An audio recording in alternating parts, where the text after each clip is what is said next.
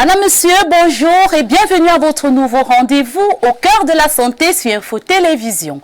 Au cœur de la santé, c'est une émission exclusivement centrée sur les cas de pathologie connus ou peu connus.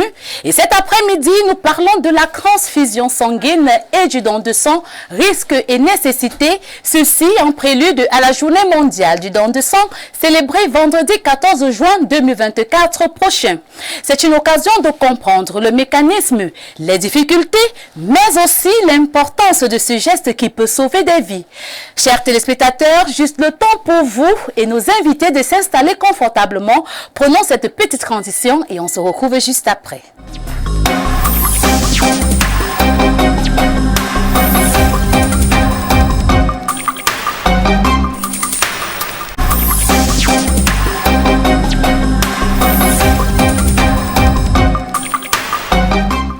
De retour sur ce plateau, nous accueillons nos deux invités qui sont des dames. À ma droite, docteur Jessica Souré. Bon après-midi, docteur. Bon après-midi, madame. Vous êtes médecin, biologiste, chef service du laboratoire et de la banque de sang à l'hôpital des districts de Biémassi. En effet. C'est un plaisir de vous avoir sur ce plateau. Le plaisir est partagé, merci. Et à ma gauche, nous accueillons Madame Constantine Joël Ekoum. Bon après-midi, Madame. Bon après-midi, Madame. Vous êtes une bénéficiaire de dons de sang. Vous avez reçu des poches de sang lors d'une intervention chirurgicale. Bien évidemment. Vous aurez l'opportunité de nous raconter votre histoire. Avec plaisir. Ainsi présenté, fidèles téléspectateurs, c'est parti pour 52 minutes d'entretien. Mais avant, je vous invite à suivre les avis des citoyens sur la transfusion sanguine. À tout de suite.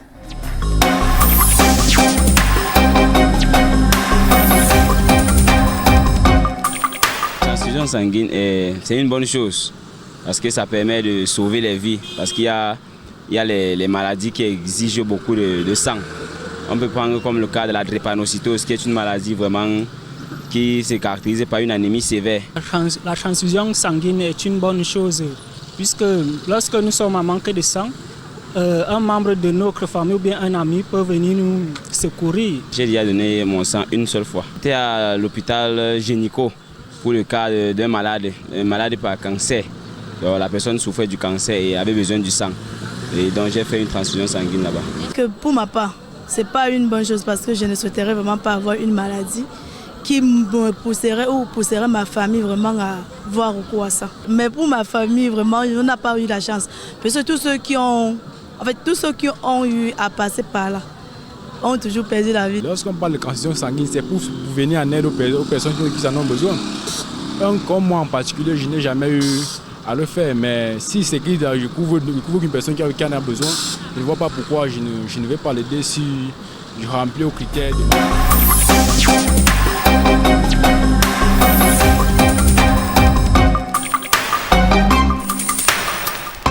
Fidèles téléspectateurs, vous êtes bien en direct de votre émission Au cœur de la santé. Vous pouvez participer à l'émission via les numéros qui s'affichent au bas de votre petit écran. Et l'émission est également en direct de notre page Facebook Info TV Cameroun. Étant donné que c'est la transfusion qui motive le don, ma première question s'adresse à Dr Jessica Souré. Docteur, c'est quoi une transfusion sanguine? Alors, la transfusion sanguine, avant tout, c'est un acte qui sauve les vies, donc un acte médical qui doit être réalisé par le personnel adapté, qui permet l'administration de sang ou de produits qui en dérivent d'un donneur vers un bénéficiaire qui est ici le receveur.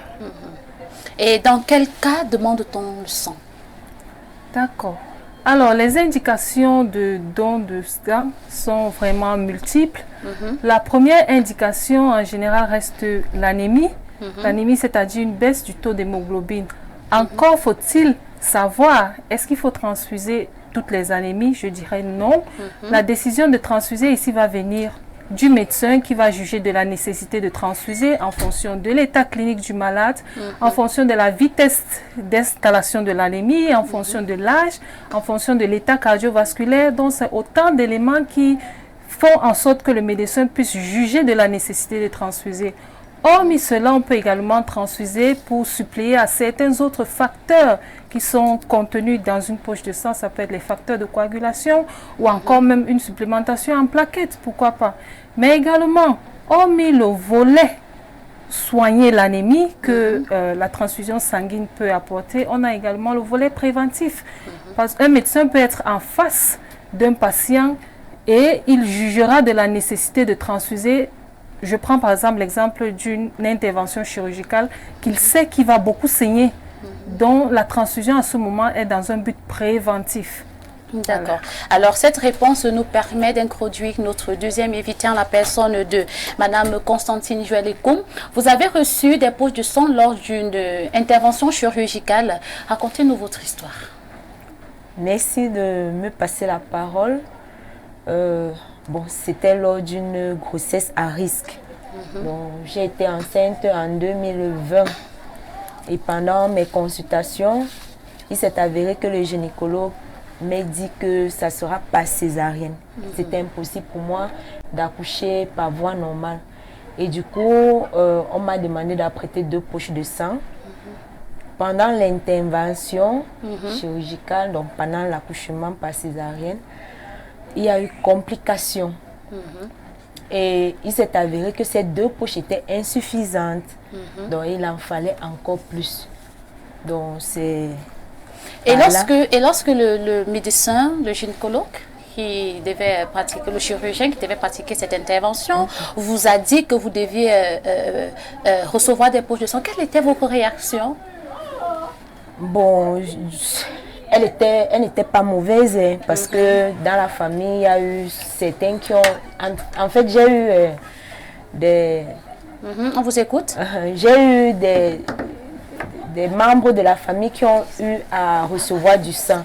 Donc du coup, je n'ai pas mal pris la chose parce que je savais que c'était pour sauver ma vie. Donc du coup, elle n'était pas mauvaise cette décision. Et combien de poches de sang avez-vous reçu en dehors des 2 premières poches de sang? Vous avez reçu encore, on a acheté combien? 4 poches. Donc j'ai pris 6 poches de sang au total. Docteur, y a-t-il un nombre défini de poches de sang pour un patient? Quant à la décision du nombre de poches pour un patient, je dirais non. Il n'existe pas un nombre défini du nombre de poches. C'est au médecin de juger en fonction de l'état clinique de son malade s'il doit prescrire ou non un nombre supplémentaire de poches. Donc la réponse à cette question, c'est non. Et après avoir, Madame Constantine, après avoir reçu justement ces poches de sang, vous avez mis combien de temps pour vous rétablir? Combien de temps? J'ai fait 1 semaine avant d'être en forme. J'ai fait 1 semaine. D'accord. Docteur, quels sont les risques de transfusion sanguine pour le receveur? Il y a des risques, on peut parler comme ça? Oui, la transfusion sanguine, bien qu'être un acte qui sauve des vies, peut également être en proie à de nombreuses complications. Déjà, les complications au niveau local, ça veut dire le site d'injection, donc de ponction de la transfusion peut enfler. Là, on parle d'hématome ou alors même lésion d'un nerf ou autre chose. En fonction de la piqûre, c'est pour ça que la transfusion sanguine doit être faite par du personnel qualifié. Hormis cette éventualité de complications, on peut également avoir des complications qui peuvent être précoces ou immédiates. Ça peut être des complications immunoallergiques donc liées à une incompatibilité au niveau du groupe sanguin ou alors à une incompatibilité des composants qui constituent le sang même en question parce qu'il est fait de différentes protéines.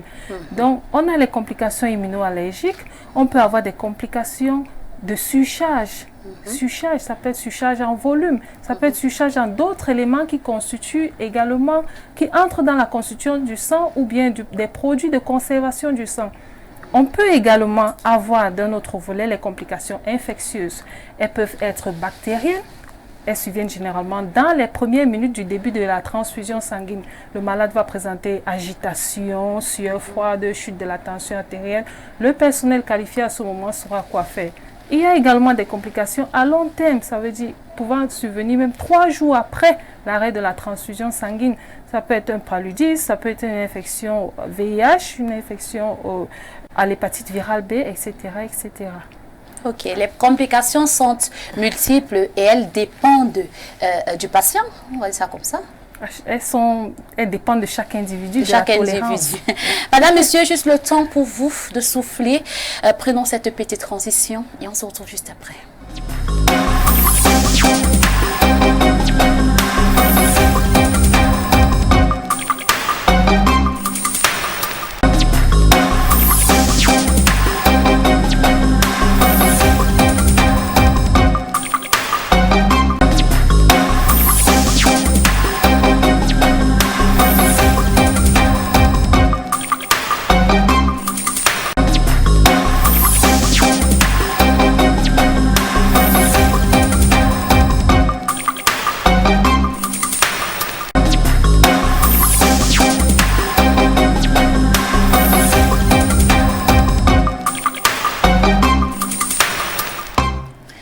chers téléspectateurs, vous êtes bien en direct de votre émission Au cœur de la santé sur Info Télévision. Nous constatons qu'il y a des téléspectateurs qui nous appellent. Non, laissez vos messages et on se fera un plaisir de les lire.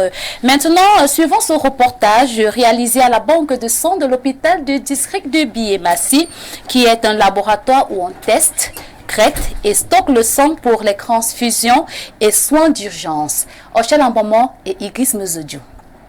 Dans la banque de sang de l'hôpital du district de Biémassi, dans le 6e arrondissement de la capitale, la collecte régulière du sang auprès des donneurs bénévoles est une pratique essentielle. Des membres de l'équipe s'activent dans la vérification des données avec diligence, pendant que d'autres enregistrent les statistiques pour suivre le flux de donneurs. D'autres enfin effectuent des contrôles. Une banque de sang, c'est un endroit où on collecte du sang. On le teste pour pouvoir donner à des personnes dans le besoin. Avant toute intervention, le respect des normes d'hygiène est de mise avec le port obligatoire de sarraux, blouses, gants et chaussures fermées. Chaque donneur doit répondre à des critères stricts tels qu'être âgé entre 18 et 65 ans, peser plus de 50 kg et être en bonne santé. Divers équipements sont utilisés pour le prélèvement sanguin, assurant des pratiques sécurisées et efficaces. Quand vous venez donner le sang, on vous teste d'abord premièrement. On vous teste, après le testing, quand vous êtes éligible, on prend votre sang. C'est 2 semaines après qu'on vous remet le résultat. On a plusieurs appareils pour pouvoir prendre le sang. Disons, nous avons le globunomètre, nous avons le tensiomètre, nous avons le pèse-personne même pour avoir le poids du donneur. L'accueil est sympathique. Les mesures prises par les acteurs garantissent sécurité et fidélité aux donneurs, créant ainsi un climat de confiance et d'assurance. Un environnement propice aux dons de sang et à la santé communautaire. Déjà, quand nous avons un donneur, nous l'installons confortablement sur notre siège. On prend constamment l'attention en prenant son sang. Et nous avons aussi l'aération avec la clim. Pour fidéliser les donneurs, déjà, nous avons procédé à des cartes de fidélisation qui vous donnent accès aux consultations gratuites dans notre structure. Certains examens aussi sont gratuits. Grâce à ces acteurs dévoués, la banque de sang contribue de manière significative à la santé publique en garantissant un approvisionnement fiable en sang tout en œuvrant dans la promotion d'une culture du don de sang qui sauve des vies des citoyens chaque jour. De retour sur ce plateau, chers téléspectateurs, merci de rester des nôtres. Docteur, qui peut donner son sang? Vous avez suivi le reportage avec nous sur les techniques de don de sang. Maintenant, qui est éligible? Qui peut donner son sang? Alors, les conditions d'éligibilité pour pouvoir donner son sang, il faudrait être âgé entre 18 et 60 ans, peser au moins 50 kg et être en bonne santé apparente. Là, ce sont les critères définis. Ok, d'accord. Alors, quels sont les types de dons? Alors, il existe 3 types de dons. On a les dons familiaux, donc qui sont généralement de remplacement. On a les dons rémunérés. Les dons rémunérés, ce sont ceux qu'on appelle pour venir qu'on paye en fait pour venir faire des dons. Et généralement, ils se font passer pour des donneurs familiaux. Il existe également des dons bénévoles. Donc le bénévole, c'est celui qui vient là et juste, il veut faire don de son sang pour sauver des vies. Voilà, ce sont les 3 types de dons qui existent. Et quelles sont les étapes à suivre pour donner son sang? Est-ce que je peux, comme je suis en plein direct dans cette émission, voilà, peut-être à la fin de cette émission, je me lève et je dis que voilà, je pars à l'hôpital pour donner mon sang. Alors, quelles sont les étapes à suivre pour donner son sang? D'accord. Il n'existe pas de préparation particulière dans des jours avant pour pouvoir dire qu'on est éligible à donner du sang. On peut donner même du sang en cas d'urgence. On peut vous appeler là maintenant qu'une personne a besoin du sang et vous allez donner du sang. Donc, si vous avez au moins 50 kilos, si vous êtes âgé entre 18 et 65 ans, si vous êtes en bonne santé apparente, vous êtes déjà éligible à venir donner votre sang. On va vous demander également si vous avez mangé. Parce qu'il ne faut pas être à jeun lors du don de sang. Donc, une fois à la banque de sang, vous êtes accueillis Nous regardons si les critères du respect pour pouvoir donner le sang sont respectés. Ensuite, nous allons procéder à ce qu'on appelle la sélection médicale. Cette sélection médicale passe par un questionnaire qui est fait de nombreuses questions. On va regarder les antécédents, les comportements à risque tels que les scarifications, les tatouages, les rapports sexuels et également les antécédents sur le don. La dernière fois que vous avez donné du sang, ça date de quand? Nous allons donc réunir un certain nombre de questions nous permettant de vous dire effectivement vous êtes qualifié pour pouvoir donner du sang. Et y a-t-il des risques à faire don de son sang? Est-ce que, parce que vous savez, nous avons reçu, lorsque nous avons commencé à publier cette thématique, nous avons reçu des messages des téléspectateurs qui disaient, voilà, si je donne une poche de sang, je vais me vider. Est-ce qu'il y a des risques à faire don de son sang? Déjà, la décision de donner du sang doit être une décision volontaire. Il ne faut pas être forcé, contraint de venir donner son sang. Une fois qu'on est volontaire à faire don de son sang, on est déjà exempt d'un certain stress qui nous permet d'améliorer notre tolérance face au don. Bien que sauvant des vies, la transfusion, le don de sang reste toujours en proie à de nombreuses complications. Des complications généralement à court terme. Je ne dis pas que c'est toutes les fois qu'on va donner de son sang qu'on sera toujours face à des complications. Quelles sont ces complications? D'accord, les complications. Au début, on peut avoir, dû à la piqûre, donc un hématome, la zone de piqûre gonfle, ou alors on peut avoir lésion de nerfs. Sait-on jamais, ce sont des risques. Je ne dis pas que ce sont des choses qui nous arrivent, mais également, lors du prélèvement de sang, on peut avoir dans les débuts certains patients qui peuvent faire un choc. Le choc peut être modéré à sévère. Modéré, il commence à transpirer, il est anxieux, angoissé. Ça peut être dû à un surchauffage de la salle. Voilà pourquoi nous avons une salle climatisée à cet effet. Ça peut être un effet blouse blanche. Il a peur du personnel soignant. Ou alors même c'est une personne qui n'a pas mangé, donc il fait son hypoglycémie, il choque. Donc ça veut dire que si c'est en ce moment précis que vous constatez qu'il n'a pas mangé, il y a pas, on ne fait pas le test de la glycémie avant, justement pour anticiper sur les éventuelles complications. D'accord. En fait, la glycémie à ce moment ne pourra pas nous dire si la personne a mangé ou pas. Hier, par exemple, nous avons eu un patient qui est venu faire un don de remplacement. Il nous a dit qu'il a mangé, mais en fait, il n'avait pas mangé. Il avait une très bonne glycémie. Il n'avait pas. Pour le plaisir de nos téléspectateurs, c'est quoi un don de remplacement? Le don de remplacement, c'est en fait le don familial. Il veut prendre une poche de sang, donc il vient donner pour pouvoir suppléer à cette poche qui est sortie. D'accord. Donc, il est venu, il nous a dit qu'il avait mangé, mais en effet, il n'avait pas mangé. C'est quand il a commencé à ressentir le malaise qu'il nous a dit qu'en fait, il n'a pas mangé. Donc, nous avons des mesures que nous prenons pour pouvoir pallier à ce genre d'éventualité. Là, ce sont des risques, bon, des extrêmes de risque, mais sur le long cours, il n'existe pas de risque particulier. On a une certaine masse sanguine, on ne se vide pas de son sang. Après le don de sang, il y a certaines mesures qu'on dit de prendre. Il faut éviter les efforts physiques intenses, il faut éviter de faire des longues files d'attente, rester debout longtemps. Mais au bout de quelques 3 jours, nous sommes déjà aptes physiquement. Ce n'est pas parce que nous avons donné du sang que nous sommes pour autant paralysés. Non, le sang se régénère. Donc, et quels sont les avantages pour le donneur? Le donneur, déjà faire don de son sang doit être un plaisir. C'est une joie de pouvoir redonner la vie. Le don de sang doit être pris comme ça, la joie de redonner la vie. Hormis ce fait, il bénéficie également d'un bilan infectieux, VIH, hépatite virale B, hépatite virale C, syphilis. Il bénéficie du fait de connaître son groupe sanguin. Également, à l'hôpital district de Biémassi, nous avons des cartes de fidélisation. Donc, c'est ce donneur qui a fait au moins 2 dons l'an.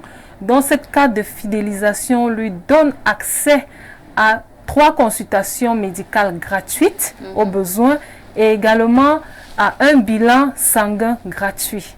Là, ce sont les bénéfices à pouvoir donner son sang. Ok. Ma prochaine question s'adresse à Madame Joëlle Constantine. Vous avez reçu des poches de sang. Vous avez appelé ça un donneur de remplacement. Est-ce que vous connaissez l'origine du sang qui vous a été administré? Non, je ne connaissais pas l'origine. Juste que, bon, en fait, c'est au CHU que j'ai eu mon accouchement par césarienne. Et étant personnel, nous avons certains avantages. Donc, du coup, j'ai juste réservé le sang. Donc, vous ne connaissez pas le donneur? Non. D'accord, ok. Au niveau de la sécurité transfusionnelle, cher docteur, peut-il avoir des confusions de poche de sang lors de la transfusion? Confusion de poche de sang lors je prends un exemple. Je suis O+. J'ai besoin d'une poche O+. Et maintenant, par inadvertance, on me ramène AB. Ça peut arriver? Ça arrive souvent? Personnellement, je n'ai pas encore été confrontée à ce cas de confusion de poche de sang parce que vous venez prendre du sang avec une demande d'examen qui porte le groupe sanguin. Le groupe sanguin doit correspondre au groupe sanguin de la poche qui est sortie et il existe également ce qu'on appelle le cross-match. Donc, on teste le sang du donneur avec le sang du potentiel bénéficiaire. Donc, là, on va avoir des agglutinations qui vont nous dire il y a problème d'incompatibilité. Si cette étape échappe à la banque de sang, elle n'échappera pas au contrôle ultime du malade qui se fait au chevet du patient. Ok. Donc, expliquez aux téléspectateurs pour qu'ils comprennent mieux. Comment assurez-vous la sécurité transfusionnelle de l'hôpital, d'un hôpital à un autre? On va partir d'abord d'un hôpital à un autre. Ça veut dire que je suis peut-être à l'hôpital du district de Foulane et la personne qui a besoin de sang se trouve peut-être à l'hôpital central. Le sang quitte de l'hôpital des Foulane pour un autre hôpital. La sécurité, vous assurez cette sécurité comment? D'accord. Parlant de la sécurité transfusionnelle à l'hôpital district de Biémassi, il s'agit d'abord de s'assurer de la sécurité du sang qui doit sortir de l'hôpital. La bonne sélection du donneur, les tests infectieux qui sont valides. Ensuite, la poche de sang est conservée à température adéquate, qui est surveillée et il existe des alarmes qui nous permettent de savoir qu'ici, il y a un défaut de température. Donc déjà, pour la conservation, nous n'avons pas de problème.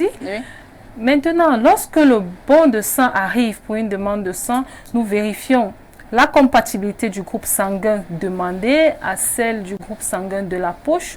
Nous vérifions l'intégrité totale de la poche. Il ne doit pas avoir de fissure sur la poche, pas de fuite de sang.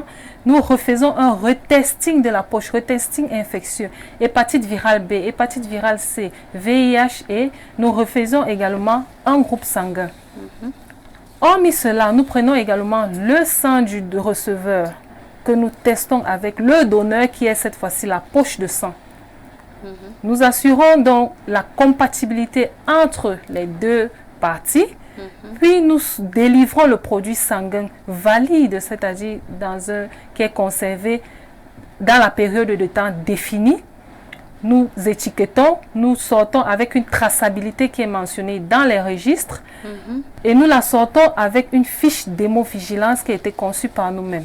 Quand nous la sortons dans un contenant adéquat de telle sorte que la poche qui arrive à l'hôpital, vous avez dit hôpital central, qui quitte d'un hôpital à un autre. Quand la poche de sang arrive dans l'hôpital lambda, cette poche respectera toute l'intégrité de la chaîne de froid et le respect des risques infectieux ne nous échappe pas. D'accord. Donc, y a-t-il des possibilités que les poches de sang soient défectueuses? Il y en a des possibilités? Ça peut exister. Je n'en ai pas encore été confrontée. Elles peuvent être défectueuses dans la mesure où il y a déjà rupture de l'intégrité dans une poche de sang percée, ça peut arriver. On peut également avoir une poche de sang périmée dont le délai de conservation est dépassé. Dans ce cas, il faut la jeter. Il existe un canevas pour pouvoir évacuer ce type de poche. Également, le composant sanguin, lorsqu'on retire la poche de sang de la chaîne de froid, elle est inspectée, donc nous savons reconnaître une poche qui est défectueuse, c'est-à-dire peut-être les globules rouges sont déjà fractionnés. Là, nous ne pouvons pas sortir cette poche. Il existe également ce risque infectieux des poches de sang. C'est pour ça que nous refaisons donc un retesting afin de sortir du sang de bonne qualité. Donc, effectivement, ça peut arriver, mais le risque est minime. Le risque à notre niveau, vraiment, non. De façon générale, docteur, combien coûte une poche de sang? De façon générale, je dirais plutôt à l'hôpital district de Biéma. Vous allez prendre les J'assume. Mais de façon générale, vous avez une idée, combien coûte une poche de sang? La poche de sang coûte 20 000 francs. 20 000 francs n'est pas l'achat de la poche de sang, non. 20 000 francs, c'est le prix qui est alloué aux différents examens qui sont effectués sur la poche de sang. Hormis cela, nous avons également les consommables, dont le matériel de conservation, le matériel de piqûre, la chaîne de foie qu'il faut respecter.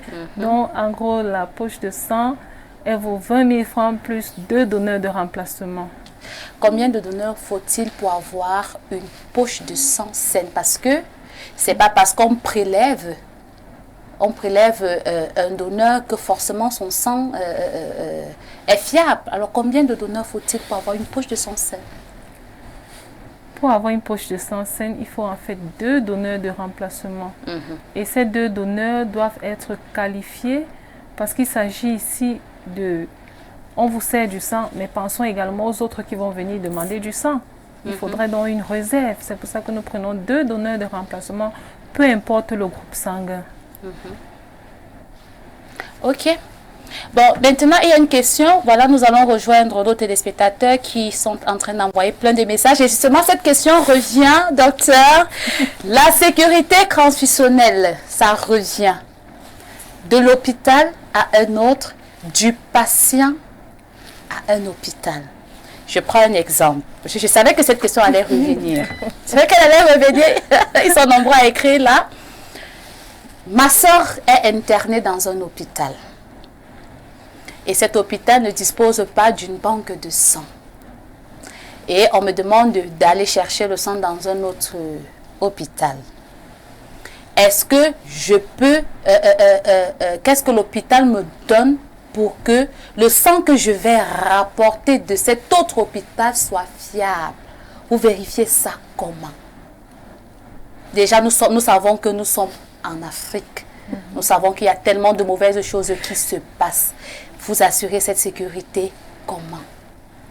D'accord. Une fois que nous recevons du sang, je vais dire du sang extérieur, oui. Une fois que le sang est reçu dans l'hôpital, nous retestons absolument la poche de sang à la banque de sang. Nous refaisons tous les tests infectieux avant de qualifier cette poche de sang de potentiellement susceptible d'être transfusée. Une fois la poche de sang également délivrée dans le service demandeur, nous avons ce qu'on appelle le contrôle ultime au chevet du malade. Le groupe sanguin est refait, le retesting entre la poche de sang et le malade est refait. Également, chez nous, nous refaisons également les bilans infectieux. Deux sécurités valent mieux qu'une. Ok. Je vois que cette question vous est mal à l'aise, docteur. Non, je suis à l'aise.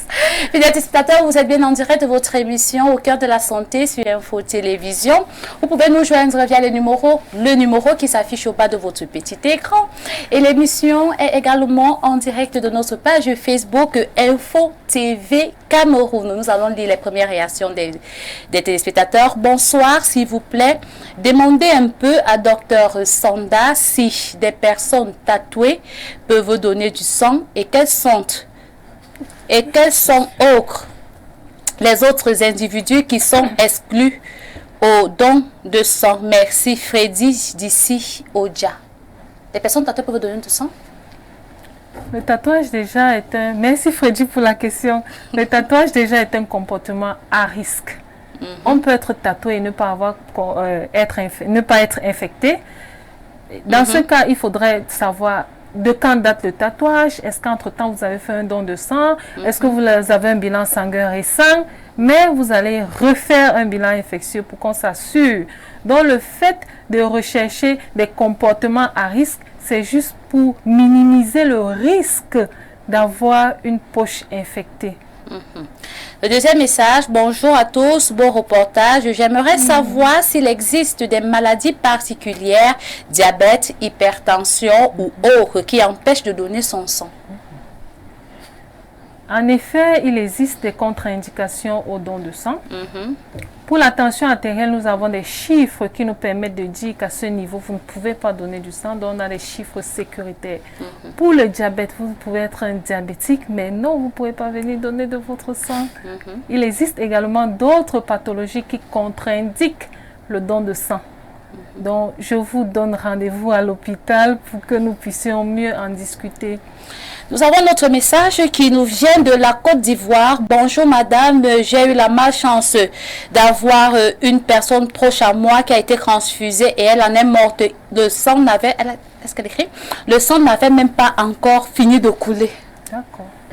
Dans ce cas, je dirais que cette personne est décédée, ce n'est pas la transfusion sanguine qui lui a donné. Le sang qui était là essayait juste de pouvoir sauver la vie. Peut-être le sang est arrivé tard, peut-être le sang n'est pas vraiment l'élément qu'il fallait pour lui sauver, pour sauver en fait. Donc, ce n'est pas forcément la transfusion sanguine qui est en cause du décès de cette personne. D'accord. Salut sur le plateau, au cœur de la santé. Pourquoi les gens infectés peuvent donner le sang? Moi, c'est Aristide, bisous à vous. Non, les personnes infectées, ça moi-même je peux répondre. Les personnes infectées ne peuvent pas donner de leur sang parce qu'après, justement, ils sont infectés. Mais docteur, lors du passage du Vox Pop, il y a une citoyenne qui a dit que tous les membres de sa famille qui sont décédés, qui ont reçu du sang, qui ont été transfusés, sont décédés. Maintenant, la question que moi je veux vous poser, docteur, que faites-vous des personnes qui refusent la transfusion sanguine de par leur obédience? Si on peut parler des témoins de Jéhovah. Comment est-ce que vous gérez ce côté à l'hôpital? Lorsque vous êtes en face d'un cas, je prends un exemple, un enfant qui est vraiment mal en point et maintenant sa famille dit on ne peut pas accepter que vous lui fassiez une transfusion sanguine parce que notre religion dit que. Dans ce cas de figure, qu'est-ce que vous faites? Dans ce cas de figure, nous disons que la transfusion sanguine doit se faire sous un consentement éclairé et signé de la famille. Si la famille refuse de recevoir du sang externe, nous ne pouvons pas donner du sang. Ils vont juste signer une décharge qui dit moi tel, je m'engage à ce que mon enfant ne reçoive pas du sang, peu importe les complications qui en suivent. Et là, ça n'engage pas l'hôpital parce qu'il a déjà refusé. L'hôpital a proposé, il a refusé. Nous ne faisons que ce qui est médicalement parlant. On ne va pas prendre l'enfant et puis transfuser sous le refus des parents. Donc ça veut dire que vous laissez l'enfant mourir? On ne le laisse pas. Nous, on fait tout ce qu'on peut. On essaye de convaincre les parents, on les convainc. Et j'en connais même qui, au finish, ont accepté la transfusion sanguine. Donc la transfusion sanguine est là pour sauver des vies et non pour tuer. Ok, d'accord. Fidèles téléspectateurs, juste le temps pour Dr Jessica Souré et Madame Constantine Genekoum de souffler un peu. On va prendre cette transition, on se retrouve juste après.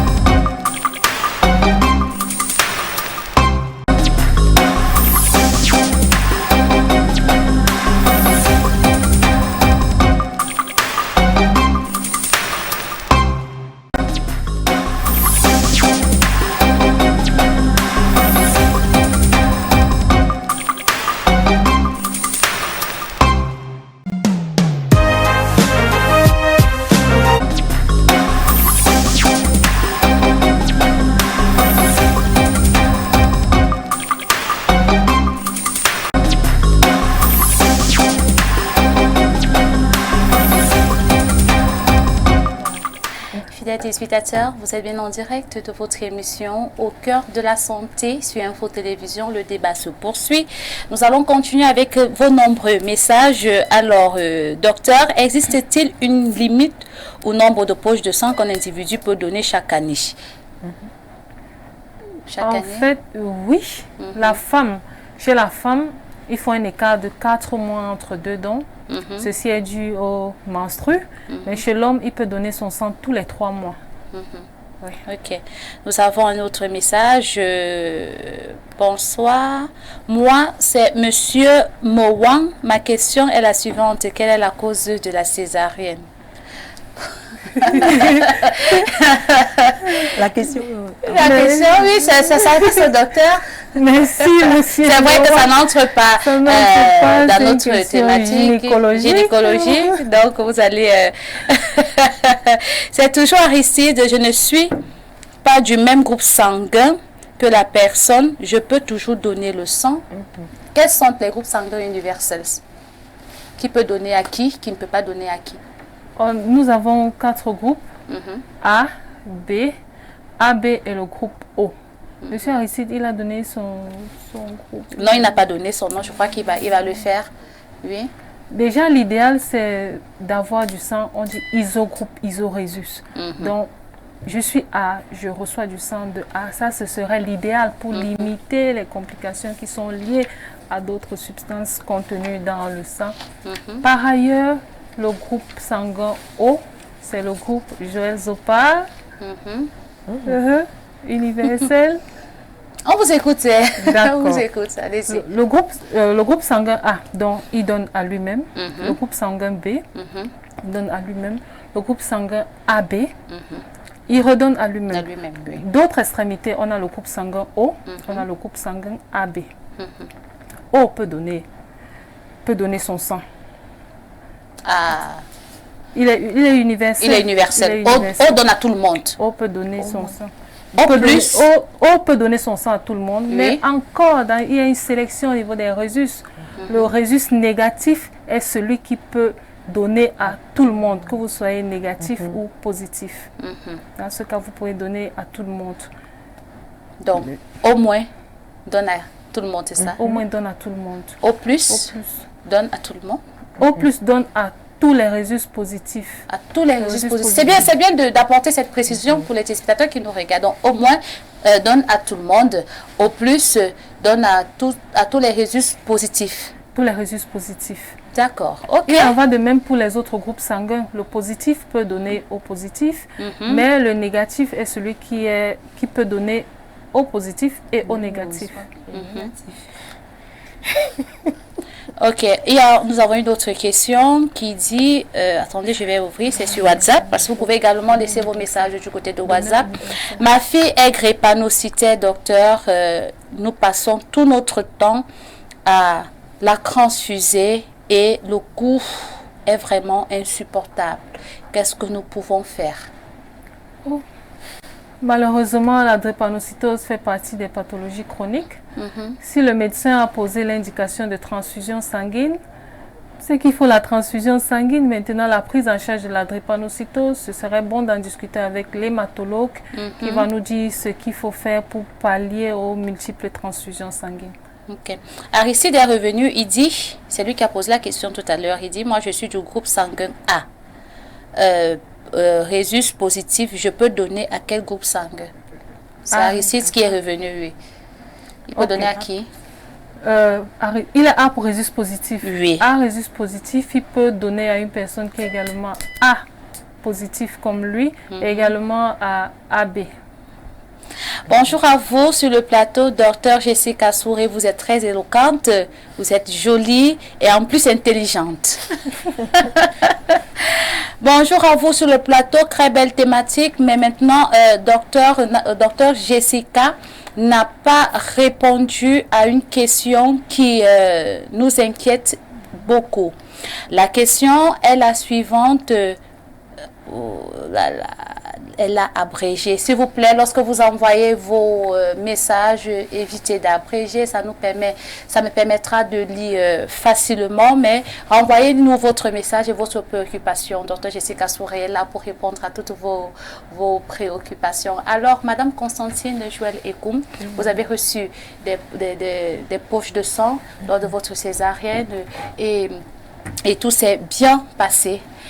Maintenant, nous avons un problème. Est-ce que la famille, le regard que votre famille avait de vous a changé? Non, du tout. Pas du tout. Le regard. Et le fait d'avoir le sang des personnes inconnues qui coulent dans vos veines n'a pas changé votre façon de vivre? Non, du tout. Parce que sans ce sang, je ne serais même pas là devant vous aujourd'hui. Et je remercie ces personnes-là. Et tous les donneurs bénévoles, je vous encourage à donner parce que donner de son sang, avant que je ne reçoive ce sang, moi j'étais donneur bénévole. Hein. Avant? Oui, j'étais donneur bénévole parce que autour de nous, on voit beaucoup qui meurent faute du manque de sang. Parce que des fois, vous arrivez, vous avez même toutes les possibilités financières et ressources même, mais on vous dit qu'il n'y a pas de sang. Donc du coup, c'est vraiment désagréable. Moi, j'ai perdu ma nièce qui est arrivée au CHU, elle avait 3 grammes d'hémoglobine.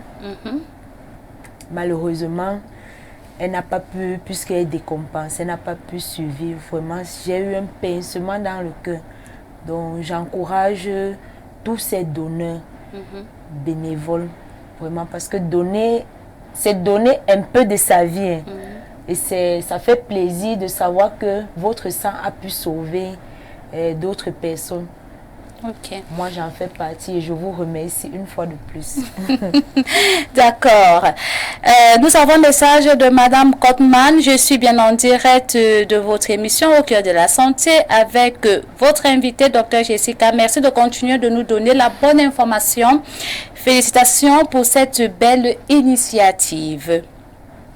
Nous allons lire un autre message. Bonjour à vous sur le plateau, docteur. Selon vous, quel est le meilleur groupe sanguin et quel est le groupe sanguin le plus délicat? Raphaël Santi de Douala Ndokpassi. D'accord. De là à parler de meilleur groupe sanguin, pour moi, ce serait difficile. Peut-être il a envie de dire le groupe sanguin le plus accessible. Peut-être qu'il a voulu dire le groupe sanguin le plus accessible. Bon, ça dépend également de la posture qu'on occupe. Si on occupe la posture de donneur, il serait idéal pour nous d'être au moins, quand on a une poche de sang au registre négatif, on se sent vraiment en sécurité parce qu'on sait qu'à tout moment, on peut sauver une vie. Maintenant, dans la posture de receveur, étant receveur et qu'on a besoin du sang O négatif ou autre groupe, que ce soit A ou B négatif, là, ça devient un peu difficile. Parce qu'il faut trouver des donneurs compatibles. Et nous l'avons dit, les donneurs compatibles doivent être également de registre négatif. Donc, cela dépend de la posture qu'on occupe. D'accord. Ok, fidèles téléspectateurs, le temps nous est imparti. Il y a encore Aristide ne fait qu'insister. Vous n'avez pas répondu à sa question. Il dit qu'il peut donner à qui? A+. Il est A+, on va dire ça comme ça là. Il dit qu'il peut donner à qui? Monsieur Aristide, il ne fait qu'insister, que lisez mon message, Aristide. Merci d'insister. Vous êtes A+, alors vous pouvez donner votre sang à une personne de même groupe que vous, dont une personne A+. Et vous pouvez également donner votre sang à une personne AB+. Voilà, A+, et AB+. Ok. Je crois que là, Aristide est satisfait. Fidèles téléspectateurs, continuez. Il nous reste quelques minutes avant la fin de ce programme. Continuez de nous envoyer vos messages sur le numéro qui s'affiche au bas de votre petit écran. Je constate qu'il y a des téléspectateurs qui ne font qu'appeler. N'appelez pas. Envoyez vos messages. Et l'émission est également en direct sur notre page Facebook. Vous pouvez également laisser vos messages de ce côté-là et on se fera un plaisir de les lire. Étant donné que notre temps est imparti, docteur, j'ai l'impression qu'on a déjà fait, on a à peine fait 5 minutes. Voilà, dites-nous, pour la journée mondiale du don de sang, prévue vendredi 14 juin 2024, qu'est-ce que vous avez prévu de votre côté pour les téléspectateurs qui nous regardent? Quelles sont les activités que vous avez prévues? nous vous invitons déjà massivement à venir faire don de votre sang à l'hôpital district de Biémassi. Pour la journée du 14 juin, qui est la journée mondiale du don de sang, entre 7h et 7h30, nous prévoyons une danse sportive, donc en mode détente. Ensuite, suivra un expo. Une danse sportive pour tout le monde? Tout le monde, tout le monde, même le personnel soignant, tout le monde. Même nous, les journalistes, nous sommes conviés? Bien sûr, tout le monde. Donc, après cela, nous aurons un bref exposé sur les groupes sanguins. Puis suivra maintenant un moment de partage avec les potentiels donneurs ou ceux venus pour nous soutenir. Donc, marche sportive. Danse sportive. Danse sportive. Ok, d'accord. Et c'est tout ce qui est prévu pour cette journée? Oui, ce sera une journée assez lourde au vu de la cadence que nous souhaitons pour les donneurs. Donc nous aurons un grand moment de partage avec eux et nous espérons pouvoir se fidéliser. Et ensuite, nous aurons plusieurs autres moments de partage. D'accord, c'est important de le souligner. Docteur, on va continuer à lire d'autres messages. Docteur, moi je suis du groupe AB+, et parfois on nous traite de gros maladies faibles. Est-ce vrai que c'est un groupe particulier en ce genre? Raphaël Santi Douala Ndokpassi qui nous revient. D'accord. Merci Raphaël. On dit qu'il est du groupe AB+, on les traite de faibles, de maladifs. Oh Raphaël, merci pour la question. Être faible ou maladif n'est pas lié au groupe sanguin, mais je pense que c'est lié à chaque individu. C'est propre à chaque individu. De là à qualifier un groupe sanguin de faible ou de fort, non, pour moi ça n'a pas de place. D'accord. Nous avons Aristide qui revient, qui dit merci d'avoir répondu à ma question. À bientôt les tantines, je vous aime, bisous. À bientôt Aristide. Il a renvoyé ce message 2 fois. Nous avons notre message. Bonjour à tout le plateau de Au cœur de la santé. Merci pour l'initiative. Vous êtes toutes belles. Merci beaucoup. Nous avons notre message. Bonjour Madame Ekoum, s'il vous plaît. On a l'impression que vous maîtrisez la chose. Êtes-vous du corps médical? Parce que vous parlez avec tellement de sérénité, étant donné qu'on sait que la transfusion sanguine est une chose qui fait peur aux Camerounais, qu'on ne se mente pas. Ok, salut docteur, dites-nous, il y a des sangs.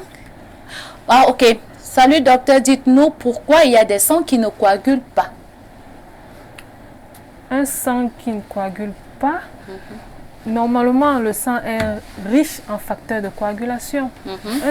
Le sang d'une personne qui ne coagule pas en fait est peut-être pathologique, donc pour moi, ou peut-être déficitaire en facteurs de coagulation, donc, ou des plaquettes même. Pour moi, ce serait l'idéal de se faire consulter. De se faire consulter, d'accord. Alors, nous sommes arrivés au terme de ce programme. Madame Constantine Joël-Ekoum, votre mot de fin? Donnons du sang, ça sauve des vies. Et vous, docteur Jessica Souré, votre mot de fin pour les téléspectateurs qui nous regardent? Merci pour les potentiels donneurs du 14 juin. Je vous attends massivement à l'hôpital district de Biémassi. Merci. Fidèles téléspectateurs, nous sommes arrivés au terme de cette émission. Merci de l'avoir suivi. Je vous laisse en compagnie des programmes d'info télévision qui se poursuivent. Quant à moi, je vous donne rendez-vous mardi prochain lorsqu'il sera 15h. Mais n'oubliez pas, la santé, c'est comme la richesse. Il ne suffit pas de l'avoir, il faut la conserver. Au revoir.